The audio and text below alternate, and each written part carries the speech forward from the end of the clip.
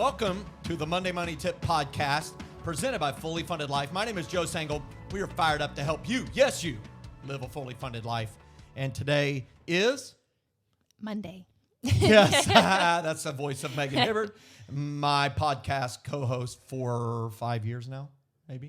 2018. Yeah, that's 5 years. Mm-hmm. And what day is it? It's Monday. It is Monday. Thanks for clarifying. June 26th. Money tip. It's June 26th of 2023. We hope you're doing great. We're wrapping up the end of the first half of the year of 2023. Hard to believe. And this is a very special episode because this is where I get grilled with questions, apparently. Yep. Questions that I have not seen, questions I have not approved. No. And where did these questions come from?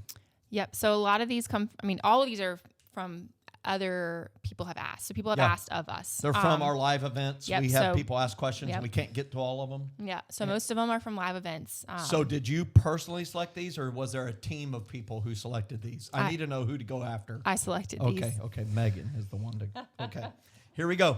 Great. I should put some funnier ones in here. I don't know. Yeah. I always love the dumb questions. I'm sorry. That was snarky. The less than stellar questions that are asked.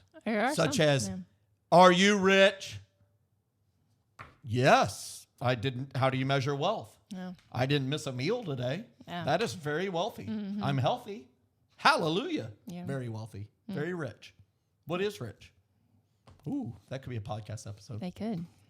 All right. Well, see, I'm delaying. I'm stalling because I see a list of 8 questions that I'm supposed to answer in 18 minutes. Yep. So let's go. All right. The first one. How do I create a budget when my wife and myself are commission-based? Excellent. Read chapter 8 of our book, I Was Broke, Now I'm Not, is what I would say. I'm going to try to explain it in about 70 seconds. Many people have irregular income say, I can't budget because I don't know how much money I'm going to make each month. But that's not exactly true. Commission-based people know their commission structure and they can track their sales and they can understand how that's moving. They also know what date commissions are paid, when they lock in, when they are paid out. And so they get some visibility to that. But what I would tell you to do is to use our budget tool. They're free. IWasBrokeNowI'mNot.com. Click on tools. Fully funded life members get even more expanded tools. But use the budget tool and put in your outgo items. What does it take to make your household run? And put in your housing costs, whether it's rent or a mortgage, all of your insurance stuff. Make sure you include known upcoming non-monthly expenses like Christmas, vacations. Make sure what you're really doing here by loading up this budget is you're calculating what the monthly salary that your family needs. Okay? And then the key is you haven't put income at the top yet, unless one of you has guaranteed income. Put that in there. And what you're doing is you're calculating how much you need to produce from the commission-based seasonal irregular income job. And the key is that every type of commission job has peak periods and slumps periods. And we say right as you enter into a slumps period, like if you mow grass in Indiana, I would say the slump period begins about October. The grass stops growing, snow starts flying, and the peak period is starting in the spring, in late April, early May. And so when you enter the edge of the known slumps period, in this example I'm giving, that would be October, you should have a goal of having at least 3 months worth of the need that your seasonal, cyclical, irregular income job should produce. And what that does is it supplements your income during those slumps periods so that your household stays level even. And so I hope that helps. You can have a budget, and I would tell you need a budget more than anybody. We have irregular income at all of our businesses, and that's how we manage all of it. Yeah. All right. So the next question, a lot of times we get, should I pay off debt first or should I save? But, we can talk about that too. But the question for this one is, should I prioritize paying off debt before investing? So a lot of people say okay, I'm saving or I'm paying off debt, but which one should you do when it comes to debt and investing? So here, look, a lot of people want to kill their debt. They're very, very emotional about it. They're fired up. They're angry. They're frustrated with debt. They want to pay it off. So they're like, I can invest later. So maybe we can throw up the ladder. If you look at the ladder, I encourage you to watch us on YouTube or on Facebook. But the ladder shows you the order that we recommend. And so it starts with setting goals, rung 1, then saving a month's worth of money of expenses, whatever it takes your household to run, that's rung 2. Rung 3 is investing. So it's enough to get the company match if you have a company retirement plan, or $100 a month if you don't have a match. And here's the key. The next rung 4, is aggressively paying off your non-house, non-business debt. So we recommend investing in a retirement account before you go and pay anything more than minimum payments on the debt. So let the ladder guide you. The reason for that is a lot of people try to pay debt, every extra dollar to debt, every dollar. I'll save later, I'll invest later, going to debt. Then the car breaks down. They have no savings. They don't know their why. They're not investing. And if you've said this, podcast listener, you're probably one of these people. If you've ever said, we make a couple steps forward, then we get knocked 3 steps back, we can't ever seem to get ahead, that's probably because your decisions are happening out of order. I encourage you to use the ladder. It'll help you have a safer climb to a fully funded life. Yep, good. Good answer? Yeah, great. That was only 2 minutes. Yep. All right, so we're in a heavy wedding season right now. I'm not sure if you're aware. Spring, summer, fall. I feel like it's all wedding season. So the question is, what's the best way to budget for a wedding in 9 months while paying off debt and monthly bills? I don't know whose wedding this is. Is it for their kids or is it for themselves? They didn't say. Well, here's the thing. You need to pay your monthly bills, and you need to pay your minimum payments on your debt. The wedding, because it's 9 months from now, it becomes a known upcoming non-monthly expense. So I would scale back on if it's truly a priority and it's one of your plans, hopes, and dreams, and it is for many people to help with a wedding for their kids, then you need to scale back to minimum payments for your debt. Make sure you do not use your emergency fund to pay for the wedding, and view the wedding as a known upcoming non-monthly expense.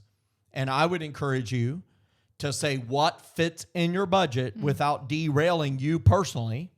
Set that as your goal and save that every month for the next 9 months. And then once that's over, you can go back to aggressively paying off debt.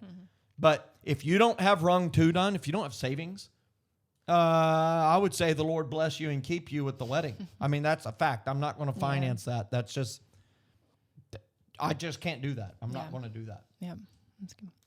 All right, the next one. How to build credit without acquiring debt. You can't build credit without acquiring debt. So you just can't. I mean, a credit score, another definition of it is a debt management score. Your credit means lent on. I give credit to you means I am lending you something, and that it's when it's good credit, I trust you to return it, probably with some interest. And so the only way to build credit is by acquiring debt. Now, the key here is you don't have to keep the debt. So there's 2 types of primary debts. There's installment debt where you're paying something off. Have you ever bought anything with installment debt? Have you ever done that? You bought a house. Yep. Okay. It has a monthly payment. Yep. That's installment debt. Many people have purchased a car with debt. I don't know if the Hibbard family has done that. We have not. Many people have bought a boat with debt, but I think you may have paid cash for that too. We did. So here's the thing. Those are installment debts when people finance those. Then there's revolving credit, which is like a credit card. The difference is installment, you get a yes up front. They lend you the money. You get the thing. And you pay it off. And to get that amount of money back, you have to get a yes again. You have to apply and get a yes from a bank, a lender. Revolving is kind of a permanent yes. We give you a $2,500 credit limit on this credit card, and you pay it off. Now you have $2,500 available to borrow again. And if you've got $1,250, you always have $1,250. You pay off $250, you just got $250 more of lending power. And so with credit cards, you could get credit without acquiring long-term debt. How do you do that? You open the credit card, you apply for it, you receive it, you get a yes. And then you budget, hey, I've got gasoline here. Hard to impulsively buy gasoline. And so you say, I'm going to make a choice to put all of my gasoline on this credit card. Put it on the credit card, and every month pay it off in its entirety. Now you don't have debt, and you're building your credit, and you're showing that you're trustworthy on building your credit. Really quickly, your credit score is based upon the type of credit, installment or revolving, how much credit you've consumed of what was extended to you of revolving, payment timeliness, big deal, and of the credit that's available to you, what percent of it have you consumed? That's called credit utilization. And then the big thing is the duration of the credit relationship. The longer that is, the better that looks, because it's saying that lender trusts this person enough to keep them as a customer. And so the longer you go, so that's how my daughter built excellent credit. She got a credit card. She's never paid interest. She pays it off every month. Build a great credit score. All right. Was that a good answer? That's a great answer. Yeah, get fired up.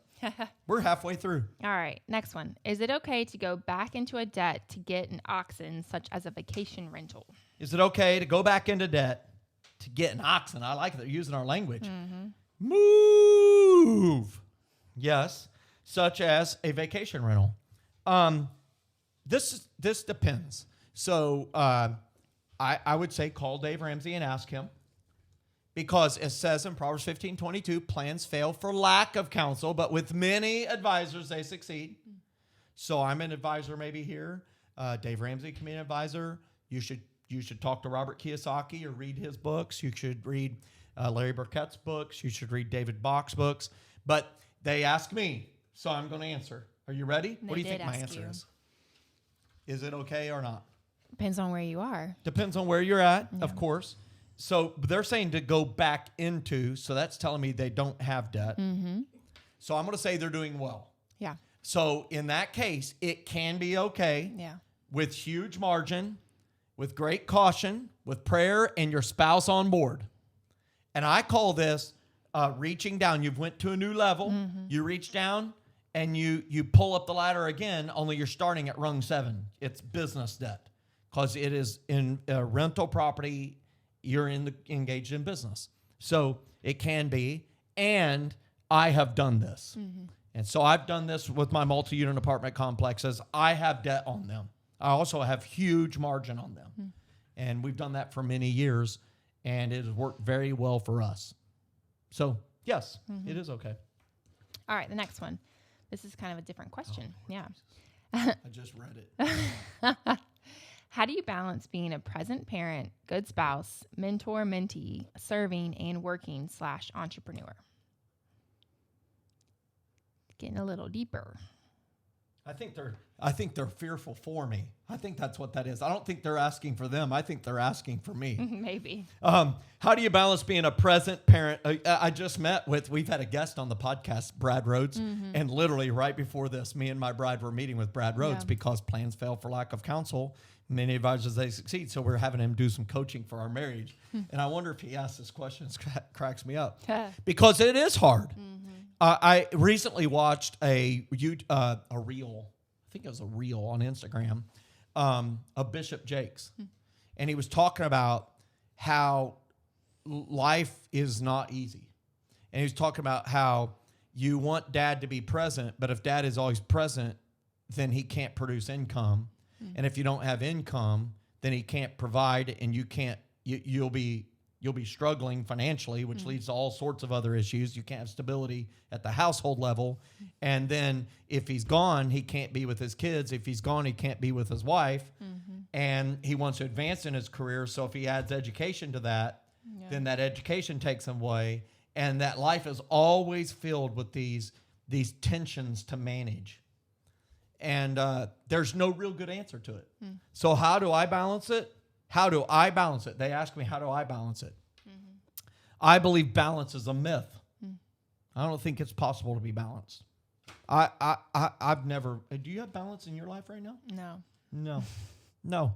Life throws things at you. The things that you're dealing with, did you ask for them? No. Did you plan for them? Definitely not. No. And so how in the world can you have balance? Yeah. And so my goal is not to seek balance. My goal is over large periods of time to have balance. Mm-hmm. So in the day, there's no balance.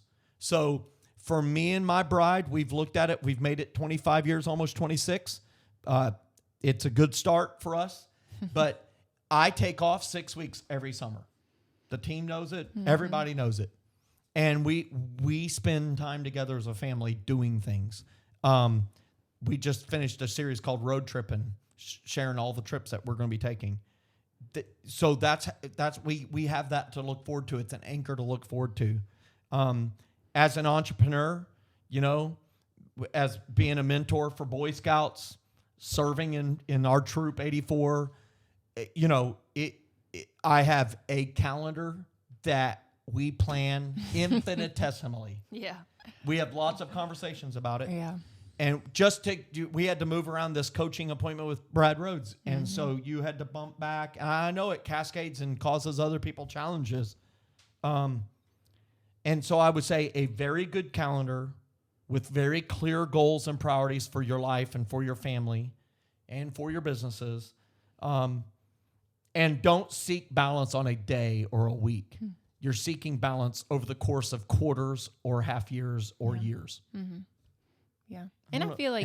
And I can't say that's a good answer. I can just say that's what's worked for us. Yeah. I mean, you prioritize family too. Like, I mean, I think for you, serving equals Boy Scouts right now, which is something that you're doing with Keaton. With my boy. Yeah. It's something that you're prioritizing. You guys go on camp outs. You do, like, you're invested and involved in that so you can be with him, which I think is huge. You know, you guys do weekend trips. You're going to Dollywood. You're going to the beach. You know, you're doing stuff like this throughout the year where your family is, or, you know, if you're going on a trip somewhere fun, Jen often goes with you, or you take the kids. If you're going to Florida, you guys go down to Disney. You know, I think it's things like that. It's prioritizing in the, you know, the mundane, the everyday. So you travel for a living. So why can't your kids go with you? You know, like, so you know. And there's a period in my life, you can listen to the podcast in 2018 when we were chasing my daughter everywhere. Yeah. Every Saturday was a track meet or a cross country meet. And you blocked out Saturdays. Like, we just knew, like, somebody else has to do that thing on Saturday. And it seemed like we'd go on forever. Yeah. But it didn't. Yeah. And, you know, same thing in your life. Whatever's going on now is for now. It is not forever. And I think that's a really good anchor. One of the things that Bishop Jake said in that, I was very compelled.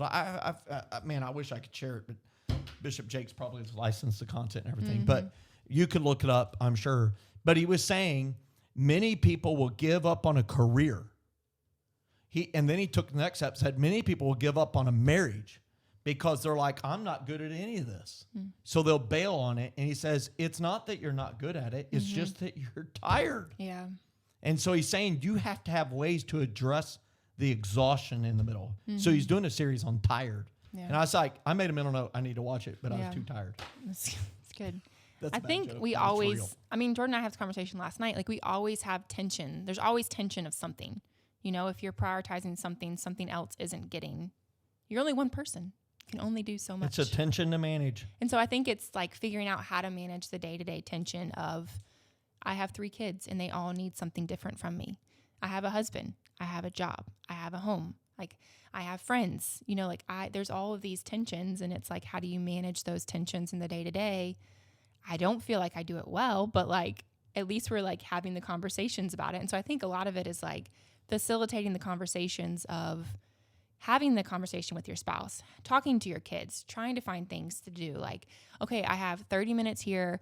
Let me go out and swing with Logan on the swing set. Like, I have 20 minutes here. Let me wrestle on the floor with Caleb. Like, you know, like, it's finding, okay, it's 8:00 at night. I'm exhausted. Okay. Like, Jordan and I are going to go out and sit on the patio and just talk for a few minutes, and then we're going to go to bed. And, like, that's all I can do today. You know, like, so I think it's always like, how can we manage the tensions of the day to day? And I think, you know, that's reality. Yeah. You know, we have our good friends who've been on the podcast before too. I think they've been on the podcast. I know I've recorded podcasts with them. Pastor Jeff Manis. Yeah, they have. And he was talking about having 4 kids under the age of 5. And he said, I'm confident there's like 5 or 6 years of our life. We don't even know what happened.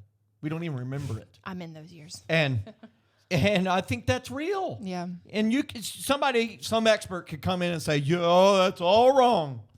But I would just tell them, take a flying leap, because that life does always, you always have that helpful advice. God will never give you more than you bear. No. False. Life will send stuff that's more than you can bear. And that's when you'll lean wholly and completely on him. Yeah. There we go. I don't know. We went to 20 minutes. Should we answer the next two? Should we? Maybe we could use them for reels. Maybe you'll hear them on the podcast. Let's ask them. Okay. Let's go. All right. So the next one. What do you do with money left over in the budget? Didn't spend all the grocery money or kids' clothes budget, maybe. Yeah, this is a great question. What do you do with money left over in the budget? Well, this stands out even more when you're using cash envelopes. The things they're listing, grocery money, kids' clothing. I would include dining out. There's never any am I spending money left over. I promise you that. In fact, this weekend, I was traveling, speaking, and I was so proud. It was like the 20th of the month when I was recording it, and I had $45 left to my name. There you go. I was so proud. I was driving back to the hotel, and I saw a Tractor Supply next to a Family Dollar. Their $45 went away? No, 40 went away. Oh. And I bought gum out for my truck that's not running well. I've been meaning to try it. I think it's going to help it. I think somehow I got some water in the gas, maybe. I don't know. Oh. It's kind of a little bit. It's 25 years old. 26. Oh, that truck. I thought you meant your truck. No, not the new one. I was like, that's alarming. And then I bought some candy because my kids have fell in love with the fact that the middle of the truck always has like 5 or 6 types of candy in there. Oh, that's fine. The old-fashioned candy like lemon drops and Swedish fish. And so I bought those, and then I bought 3 fans that are like flowers that you hold out in the wind, they spin. And I said those will make good prizes for the Big Fish prize in Minnesota trip. But bottom line is about $40 left. And then at Marriott, they're so nice to me because I've stayed there 1,140 nights. They let me. That's not. Yeah, I was about to say, I know you're not exaggerating. They let me stay till 4 p.m. when I check out. So I left $5 for the cleaner for having to wait for me to leave. And so I have no money left for the rest of the month. But what do I do with money left over? The goal is to have money left over. And if there's enough money left over in the grocery thing, we go out to eat on it. That's our prize for good behavior. That rarely happens these days because my 13-year-old is just eating voraciously. Yep. All right, the last one. I have a 401k from a previous job. Should I roll it over into my current 401k or create a Roth IRA? If so, do you recommend a company? There's several nuances to this question. Yeah. Are you ready? 401k from previous job. Should I roll it into my current 401k? I would immediately say, for Joe, if I woke up tomorrow in their shoes, I would never do that.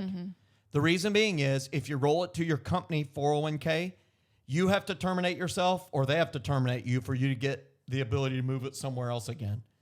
And I want you to have maximum flexibility with the money. If the 401k from the previous job is with a great company like Fidelity or Schwab or Vanguard, and you like the investment options there and you'll pay attention to it, leave it there. Just leave it there and just pay attention to it. If you don't like the investment options or they're charging you fees to keep it there, then I would recommend you do a rollover IRA. And I would choose Schwab, Vanguard, or Fidelity. That's my top 3. But I would tell you there's a nuance here that I don't even think they're asking, but it's true. They're saying 401k, which is pre-tax, to a Roth, which is post-tax. That will cause taxes to happen. That would be a taxable event. To convert a 401k to a Roth could be a good decision, but it depends on what your tax rate is right now. It could be a negative decision. Yeah. So for that, I don't know the details. I recommend you see your CPA for that. And who would you roll it to? Well, you could, of course, convert it using all the companies I just mentioned, Schwab, Fidelity, Vanguard. But that's a CPA question. Yeah. Great question. I'm glad you're looking at it. The worst thing you could do is leave it over there and not pay attention to it. I call that a lost ox. It might be fattening up. It might get lost, get stranded, get stuck. You need to pay attention to it so that you know that ox is performing and productive. Yeah, it's good. That's good. Yeah. I like those questions. We talked about investing, about budgeting. We even got kind of personal here talking about balance. A little deep. Well, we hope you all have a great week. It's Monday. It's the middle of summer. hey, make sure that you do your budget. It's June 26th. Do that budget for July. That is the month that most people are totally out of rhythm, and that can blow up your finances. Don't let summer cook and boil your finances for the fall. And so we'll be here every single Monday to help you stay right on the track to live a fully funded life. We'll see you next week, everybody.